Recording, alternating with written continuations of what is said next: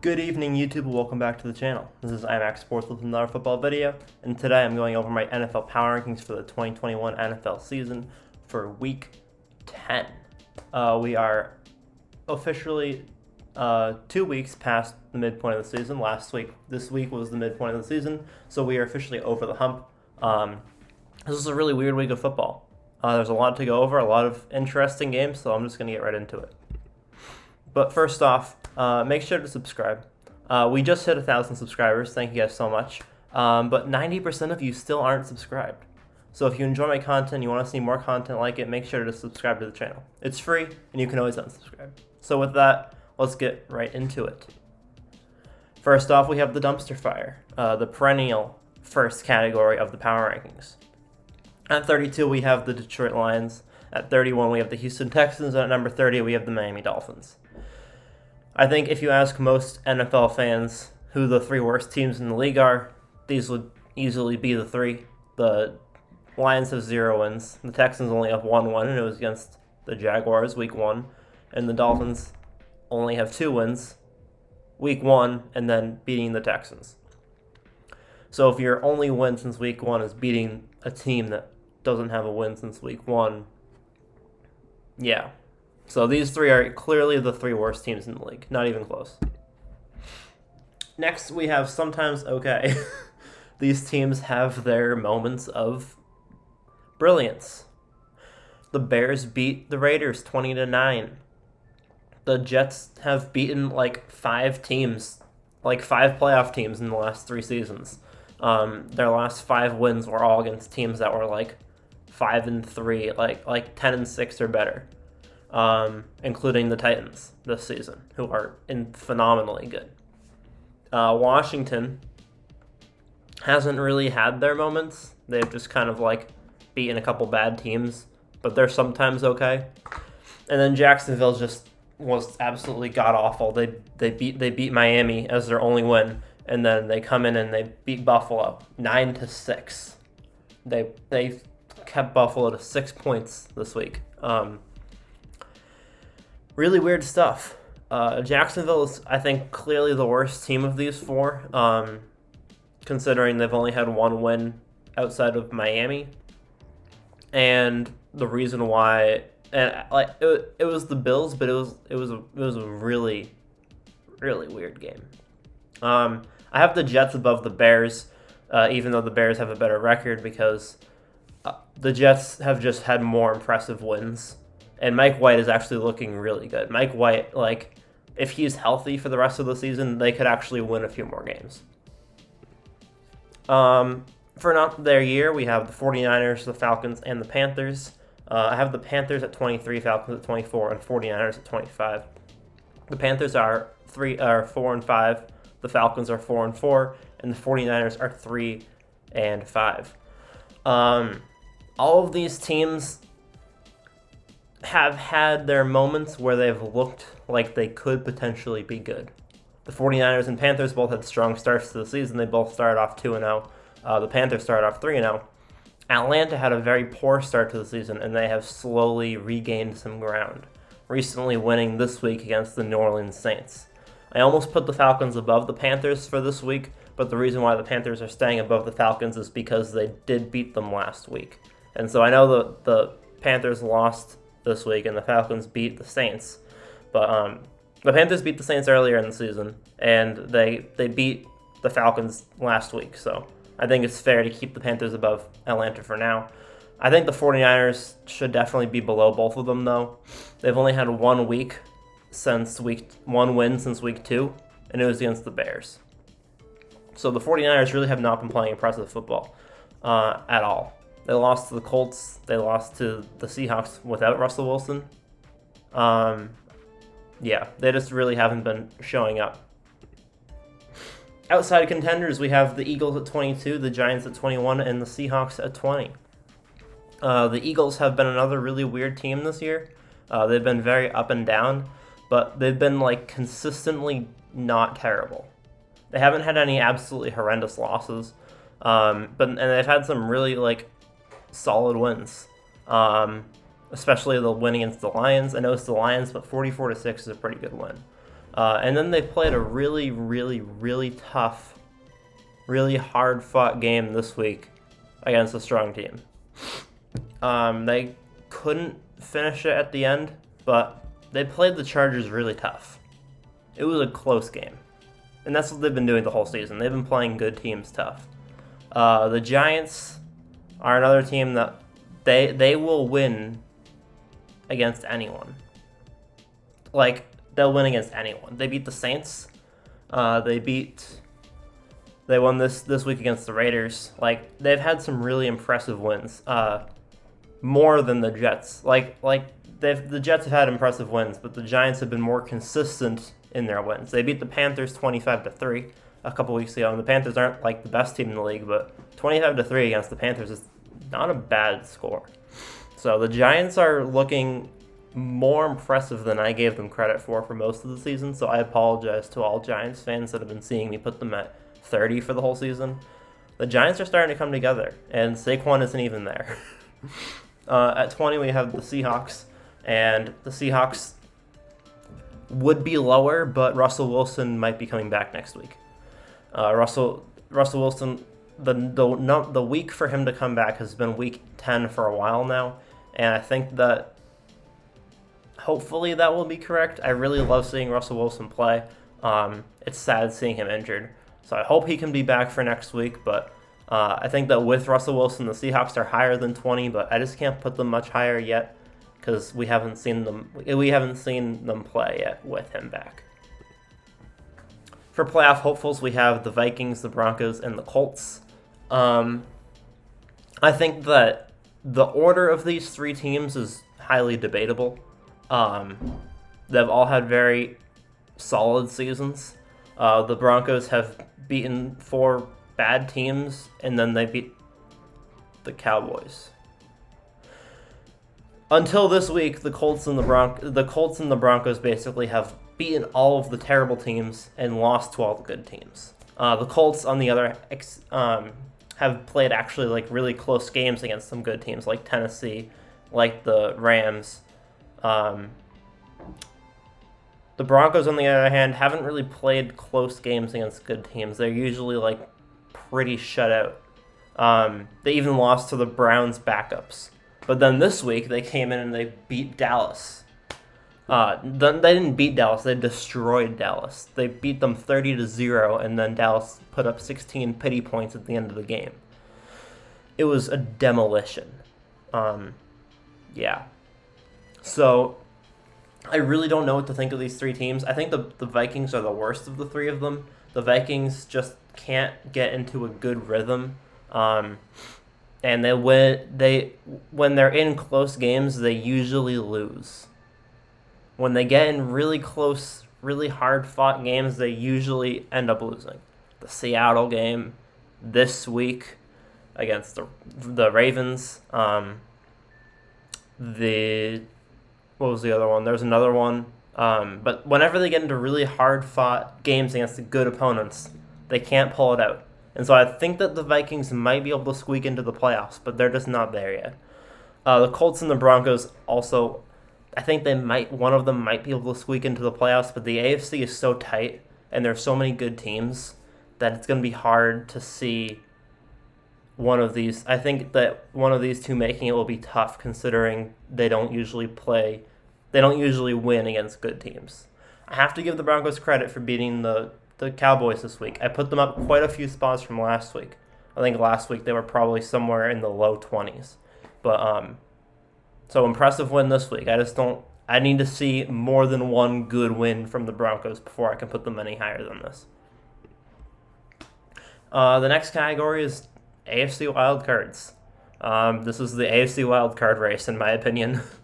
I think that there's two teams higher. There's one team higher on this list that's already filling up a wild card spot. That leaves 2 wild card spots for one of these 5 teams, in my opinion. I have the Patriots at 12, the Chargers at 13, the Browns at 14, the Bengals at 15, and the Chiefs at 16. A lot of these rankings are based off of recency. The Patriots recently beat the Chargers, and then they played a really strong game against the Panthers this week. The Browns recently beat the Bengals, destroyed the Bengals. After the Bengals had a couple of really good weeks in a row. Kansas City is really weird. So the order for these 5 teams is kind of hard to pick. The Patriots, they're all either 5-4 or 5-3. The Patriots, the Browns, the Chiefs, and the Bengals are all 5-4, and the Chargers are 5-3. They've all played each other. The Chargers beat the Browns beat the Bengals, the Patriots beat the Chargers. Chiefs lost to the Chargers, but they beat the Browns. There's a lot of winning and losing going on between all of these teams. There's really isn't anyone separating right now. I think that the Patriots are the most consistent on both offense and defense. Kansas City's defense is very, very inconsistent and usually poor, and their offense also is very inconsistent. The Chargers' offense has been inconsistent the past few weeks. The Bengals will win a game by 1 million points and then lose a game by 1 million points, and the Browns are similar to the Bengals. So I think that I mainly ranked these teams by consistency. I think that the Patriots are most likely to be able to sustain their success because they've been getting better throughout the season. The Chargers have been getting worse, and the Browns have been getting worse throughout the season, and the Bengals have been getting worse. So I think that the Patriots are the most consistent of these teams currently.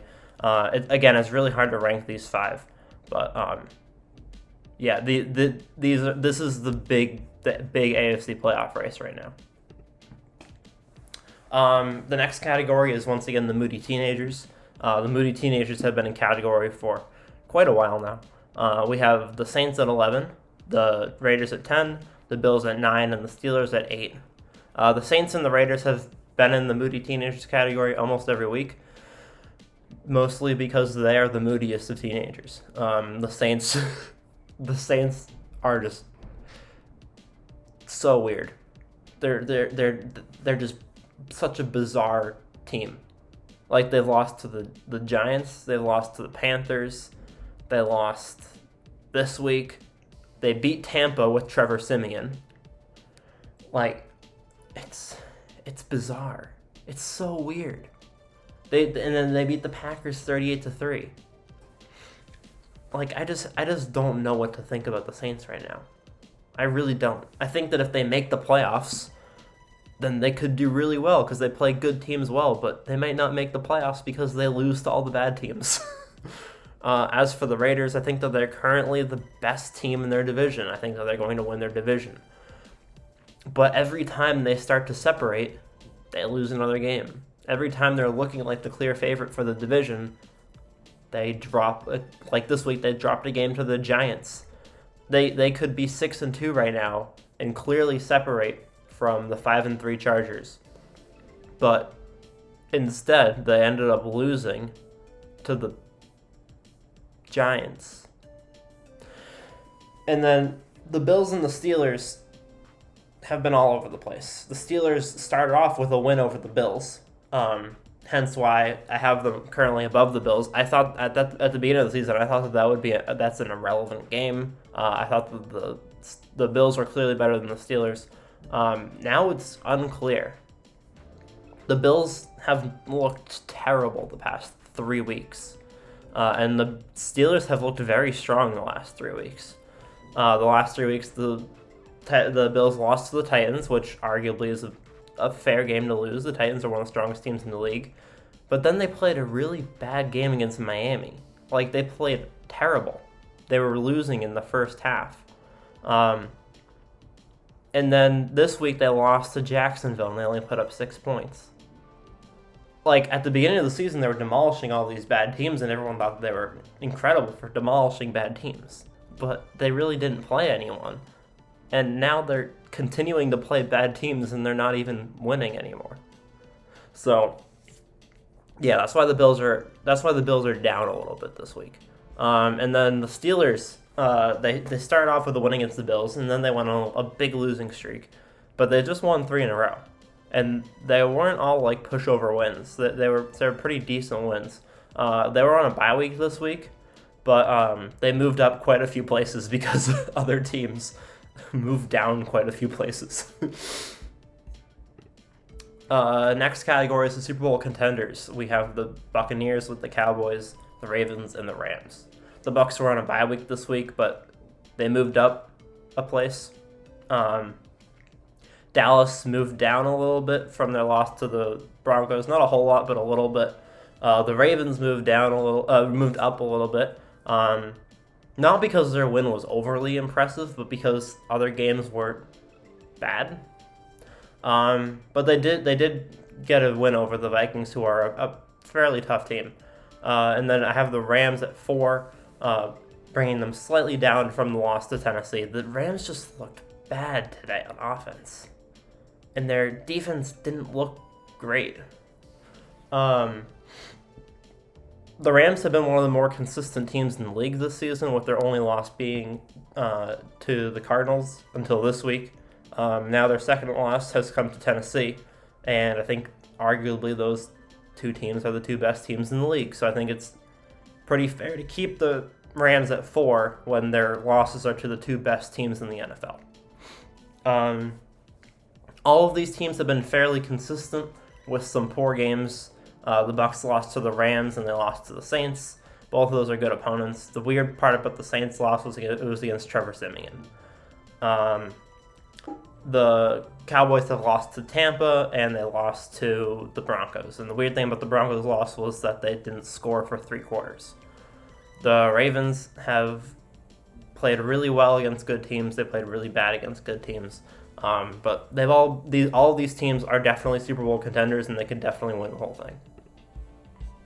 And last but not least, we have the NFL's elite. Last week, Green Bay had a 1-week stint as the number 1 team.